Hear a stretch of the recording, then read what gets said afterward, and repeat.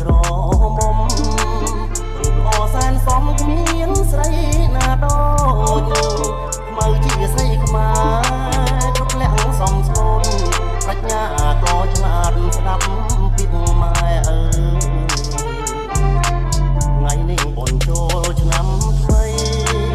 បងឃើញខ្មៅស្រីអូនរៀបចំផ្ទះបងរៀបទេវតាដាក់ការថ្វាយព្រះ